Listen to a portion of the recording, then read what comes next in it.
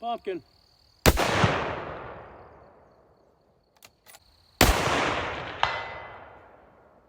Got him.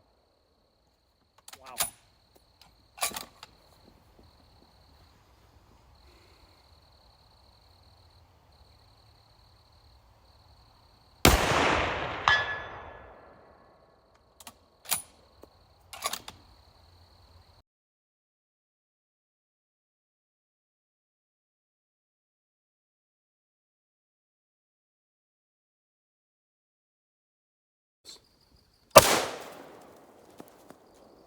Tango down. Savage Axis 2 precision rifle, chambered in 30-06 Springfield. We're using the core locks, 150 grain Remington, of course. Hey everybody, welcome to the channel. It's Raw Hog here. Saw a little bit of shooting there. We're going to tear some stuff up, if you can believe it. So we're going to do the grouping. We're going to do some grouping at 100 yards, see what we did. We did several runs of that. Then we're going to stretch it out a little bit, see if we can't put a little distance on it. So, but to get just kick it right off, let's take a look here. If you want to start at the back, we'll work our way up from the features. You have your stock here. You have length of pull, so you can adjust that so it fits you perfectly. You have your cheek weld here, which is also adjustable, so you get that perfect fit length of pull where you just lay right down on it and you're right in your scope. So Savage paired up with MDT Technologies. If you can see MDT here, stands for Modular Driven Technologies. So they teamed up, put the furniture on this. As you can see, it comes with a 5-round box mag. Has MDT on it. If you can see there. These are metal. On Savage website, it says that it comes with metal or polymer, depending on the caliber, but you can get polymer magazines for this, I believe. I will double check and we'll leave a link below. As you come up from back here, it has a great grip, a nice rubber grip. It's kind of fat, feels good. You're not going to slip or lose anything off of that. Nice smooth bolt. And of course, as you can see here, it has its Accu trigger. The trigger guard is it seems like it's a little bit enlarged if you're wearing gloves or something like that. So I like that. Accu trigger says it's between 2.5 pounds and 6 pounds. It's adjustable to fit the shooter how they desire. I like the thumb safety. I always like the thumb safety, just like on the Mossbergs. But that's kind of nice right there. Of course, it is unloaded. Get a habit of that. But as you can see, it has a 20 MOA rail, so 20 pick rail, which is nice. You know, especially for, you know, if you're really going to be stretching it out there, and depending on what scope you use. This one's outfitted with a Crossfire 2 3x9x50 is what the gentleman chose to put on this one. The sky's the limit on that, of course. And as you come up here in the front, you have your M-Lock forend, and then your barrel is 22 inches on this, and it is carbon steel, and of course it's threaded, so you can put a muzzle brake on there, and whatever you choose actually. But there's that. It's also, we put a Caldwell. We didn't. The gentleman that owns it puts a Caldwell on it, and these are really nice. You know, good and solid, and it did us well using it. So we'll leave links below to all these extra mags, Caldwell Products, and as well as Vortex scopes. You know, this size and a little bit larger. We get a little bit kickback from Amazon purchases, but we also will go directly from Caldwell, see if we can't get you a discount. So check those links out below. Other than that, anything else I'm leaving out? Probably quite a bit. But as far as recoil, you don't really feel too much recoil. I mean, the recoil is great. Obviously, this is a little bit heavier of a rifle. It's 9.88 pounds, I believe is what they say on the website. So 30-06, you know, it's got a little bit of a punch, and you're not going to notice it whatsoever. I mean, I shot several rounds, as you'll see, and not a bit of problem. So, of course, the bipod absorbs a little bit, plus the weight of the rifle. So, anyways, let's get to a little bit more shooting and check out some of that stuff. Be right back. All right, here we go. We're just doing the 3-shot. Let's see where this thing's hitting. See what we can get here, and then we'll do a 3-shot group. A little more accuracy.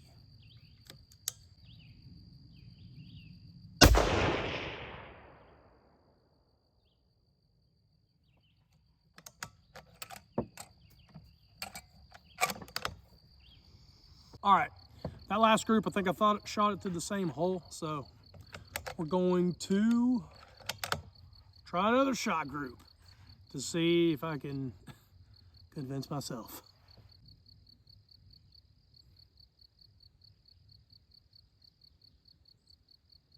Oh, pulled that one for sure. Oh yeah. All right, it's time to have a little fun now. So we got a pumpkin, fire extinguisher sergeant been shot, milk jug, and paint that has gone bad. Pumpkin first.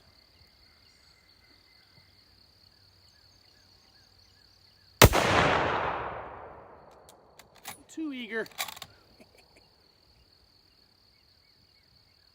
Close it. Okay, paint.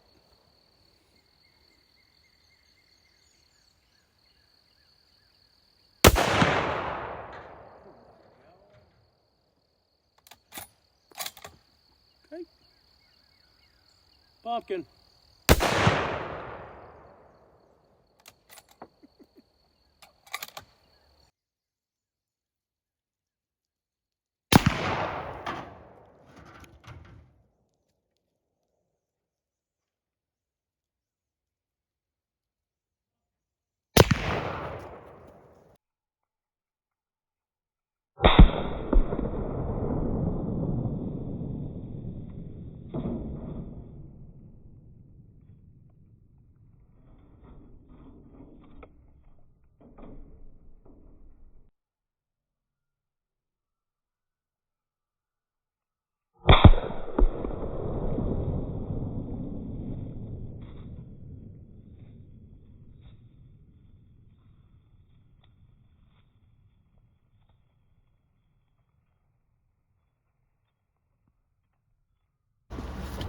Like it raw?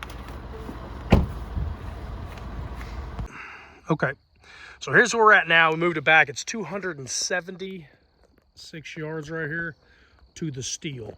So we were shooting up there, and it was 100 to the wash machine, 176.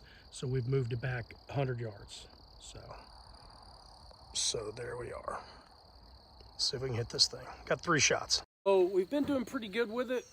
I don't think you can see the steel from there, but anyways, I gave you a little view there. Let's see if we can, it's right above. I tried to paint it orange to see. So at 300 yards, it's supposed to drop 8 inches. So, I don't know. Let's see what we can do. We're just going to take a shot here.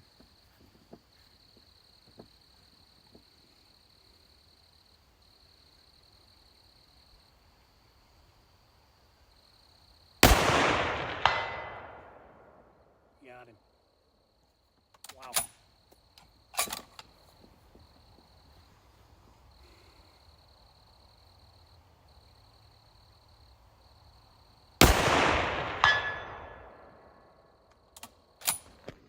All right, so here it is at 276. That one was the first one we shot at 100, and there's those two. So it was definitely dropping, and I guess I pulled this one. Of course, you know, you get in a hurry, you know, that's the problem. You got to take your time. I was getting in a rush, but, you know, 2 there, and then that one up there. This was freshly painted. That was the 100-yard. Pretty cool stuff, huh? And that paint can was pretty gnarly. Man, when that thing that shrapneled out, I was going to shoot the rest of that stuff. Good thing it was running low on ammo. But anyways, we're going to go over some results, talk about grouping, performance, and all that stuff. Some things we did leave out was MSRP, I believe. I may have said it earlier. But Savage, about $1,000 MSRP is what you're looking at. Guns.com has them. Palmetto State Armory has them. We'll leave a link below. They're about $1,000. You know, all that good stuff. And I think they have layaway options, so check that out. Some other things left out. Let's talk about recoil. The recoil pad, it's pretty thick, very nice. We also forgot to mention the QD mounts, the quick detach. So you can put those in here, you know, for quick detach for a sling, and you can mount the rest of it up here to your fore end with your M-lock. Recoil is non-existent, and of course the gun is a little bit heavier, almost 10 pounds, 9.88 is what they say from the manufacturer. And with that weight, the Caldwell bipod, which was extremely sturdy. I mean, it doesn't move at all. I mean, it is pretty impressive. So I was pleased with that. But between that, the butt pad and the weight of the gun, I mean, the recoil on a 30-06 was, I mean, non-existent. Now with your threaded barrel, if you put a muzzle brake on that, or, I mean, it's just not even going to be noticeable whatsoever. But also, for comparison, we'd like to look at the ammo here. 30-06, we were shooting 150 grains. So starting from here going down, you have your 30-06, 150 grain. You have your 308, 270, right here with the polymer tip from Hornady. Then you have that's a Winchester 6.5 Creedmoor, and the most deadly round ever created, the 223-556.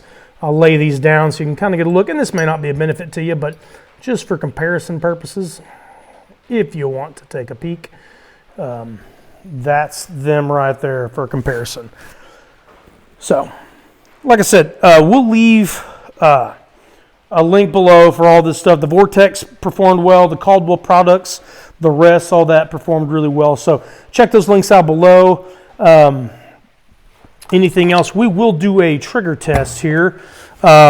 Seems like, we'll leave a long range video down below. We really stretched it out on that one. But we will go ahead. I'm going to check this again. So we are all clear in there. Thumb safety. We will do a test on the trigger. We'll do 3 pulls. So right at 2 pounds. Let me reset that. We'll do a 3-pull average. And of course.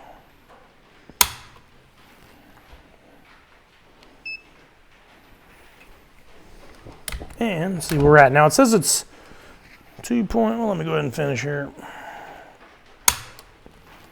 So we're going to average it. So 2.5 pounds. It says about 2.5 up to, that's the average for a 3 pound. I mean, it could be some of my error and maybe the lineman, who knows. But, so they say the trigger is adjustable. It's 2.5 pounds up to 6. So whatever you prefer as far as that goes. Now, we will talk about, let's talk about results next. So if we want to come over and look at the target, I'm going to have to get close. So what I did is did 3 rounds. There's the first one here. Did 3 shots. I circled it there. Not too impressive. My first shots with the gun, I moved it over a little bit and down an inch, and that's the second group. I think it got even worse. Then I adjusted it one more time, and it started to get expensive because I only had a box. So I shot twice on this third string here. I shot twice, then I hit the steel. But when I went and checked the target, as you can see here, this hole is bigger. 2 rounds went through that. I know what you're thinking. But 2 rounds did, so I'm like, wow, let me shoot another one just to be sure. And there it is right there. So I also found this a Goodwill, so I'm not even sure how to use this, but so you're looking at under an inch for that, and that's not too bad. So I was like, wow, they're going to think I'm crazy because I didn't miss the target. I mean, that's all there is to it. So those went through there, and if you do this one, I did one more 3-shot group. So I pulled the first one, of course, right off the bat, and then I shot 2 more, and they touched holes there. So that was that. And that's pretty much it. And then we backed up. We went to 276 yards and rang the steel 3 times. It's getting a little bit fast, shooting a little bit. I should have took my time a little bit more, and that's going to cause you to spread out a little bit. But you saw that. So the accuracy of this, I mean, you're not going to be displeased with this. At a little bit of time and practice, I mean, you're going to be able to improve quite a bit. I mean, to me, that's pretty impressive. I mean, that's under an inch. That one's under an inch right here. Oh. It just never can go smooth, I'm telling you. That's a pretty impressive group. I started to settle in, get a little bit comfortable with the gun, and, tuck it in and really take my time. And, of course, you pull one every now and again, especially when you don't know what the hell you're doing. All right, so like I was saying, I mean, it's raining. I mean, we've got the mic, hoping to take some of this away, but we've had monsoon season here. But that aside, as far as the gun goes, precision-wise, I mean, we're just using factory loads. The core locks did really well, I feel, at 100, and even stretching it out with a little bit of practice. can improve. And damn sure if you were doing some reloads and stuff like that and tailoring around to your gun, would be pretty impressive. Vortex optics, of course, this Crossfire was completely, clear, like all Vortex that I've used, no problems. The Caldwell, all these things worked really well. We're going to stretch it out, so stay tuned into the video and the finish here. We'll do a super long range with an older Axis that we had, so check that out. But other than that, I don't think you're going to be disappointed with this gun whatsoever if you decide to purchase it. So anyways, check out the links below. If you've got any comments, comment below of what caliber you like. If you're a fan of the Axis, the Savage Axis Precision. And until next time, you like your reviews, you like them raw.